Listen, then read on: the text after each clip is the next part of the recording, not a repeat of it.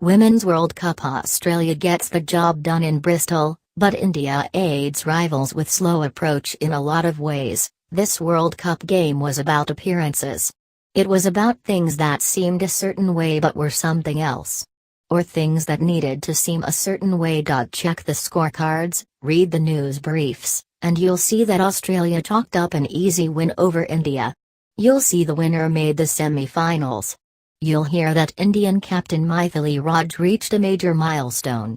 But there were more complicated things at play for those watching at the time. Australia had appearances to keep up. After losing narrowly to England last Sunday, there was a need to address what went wrong. There was also a kind of stubbornness in naming an identical 11, despite that configuration being short a seamer and having a confused batting lineup. There was the same cussedness in winning the toss and asking India to bat. Against Sri Lanka, choosing to chase had nearly backfired. Against England, the chase misfired. Lanning wanted another go to get it right. External link: Australia v India scorecard. Her team did so from the outset. Judging from numbers, you would assume that Australia's bowlers dominated. Ash Gardner, sprung as a surprise to open from the Ashley Downs end, soon had 3 overs, 1-4. Megan Schutt's first 4 overs went for 11. Jess Jonassen came on for a maiden, then an over worth 2. Kristen Beams twirled down leg breaks, 15 runs from 4. Ais Perry's 3 overs went for 9. Jonassen came back, had a dismissal of Raj overturned on review, and conceded 6 from 3 overs. By the 20th, India was 155. From there things started to pick up, Poonam Raut finding the boundaries now and again.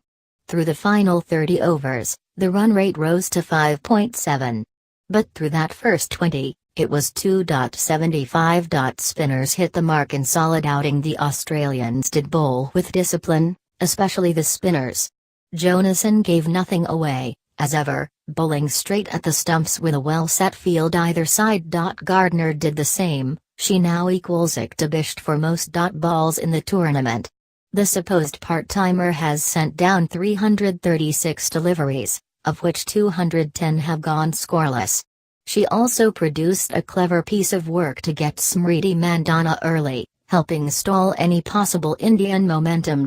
All that said, it doesn't account for the contribution of India's batting pair. When Mandana fell early, Raut and Raj shut up shop. Yes, the bowling was excellent. The field was up on both sides, and the aim was to cut off scoring. But India was complicit in allowing that to work. Countering this didn't have to mean hitting over the top. External link: Australia v India Manhattan. Oftentimes there was only a deep square, with 8 in the circle. Acres of outfield space behind the wicket. Yet the batsmen were not willing to try to access it. For 20 overs, they repeatedly defended with the full face of the bat, hitting straight, rather than trying to change that position and angle into a gap. When they did hit wide of fielders in the circle, they didn't take quick singles. For 20 overs, they didn't use their feet to spin. None of this means that Raut and Raj should have been out there slogging. But a more positive approach could have added 40 to the score in those 20 overs, and made the later launch so much more possible. In the end, Australia bowled well, and India didn't even attempt to prevent it. Raj milestones make no difference for India. Photo: Mithili Raj reached a career milestone, but India could have done with more attacking play from the skipper. Reuters, Action Images, John Sibley. It was a day of appearance, too, for Raj, flooding social media platforms after she became the first woman to score 6,000 runs in ODIs. After a day of crawling to 36 from 84 balls, it seemed an awful coincidence that she skipped down the track to lift Beams over the fence for the milestone. She also went past Charlotte Edwards' 5,992 to become the highest ever scorer in the format. Congratulations went far and wide, as they should for a woman who started playing when We're Gonna Party Like It's 1999 was still temporally relevant. A mere 49 half-centuries later, here we are. Count in her tons, and Raj has passed 50 in more than a third of her 164 innings. She deserves a bit of time in the sun. But it was also telling that in all the celebration of her as a player, she was in the middle not playing well. A start so slow needs catching up.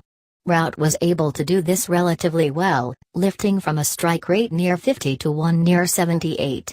Raj, though, ended up 69 from 114. Really, India's captain misjudged the situation, trying to consolidate but leaving too much to do. She has the unenviable task of responsibility in what remains a brittle batting team, but went too far into her shell. Being unsure of which approach to take must take its toll. Lanning and Perry nail it again. Photo, AI's Perry ended the match with a boundary, leaving her skipper one short of 3,000 Dota runs. Reuters, Action Images, John Sibley. As far as appearances go, there was one record that didn't appear. At the start of the day, Lanning needed 77 runs to equal Belinda Clark, as the fastest to reach 3,000 runs in women's ODIs. In terms of innings faced. In the end, Lanning was 76 not out. With 4 to win, and 1 for the record, Perry drilled a boundary down the ground, when perhaps a single might have been politic. It's doubtful that either was aware, or would care too much. After relentlessly adding 124 to win the game, with all the proactive running that India couldn't muster, partnerships between Perry and Lanning now average 109.57. 8 of those have been century stands. And with not outs for both, Lanning's career average boosts to 55.53, while Perry is now firmly above the equator with 51.39. This is one aspect where appearances didn't come into it. As far as those two are concerned, what you see is what you get. If you're an opposing bowler, you'll see a lot of them. There's no point worrying about appearances. The problem for opponents is more about how to make those two players disappear. External link Women's World Cup standings.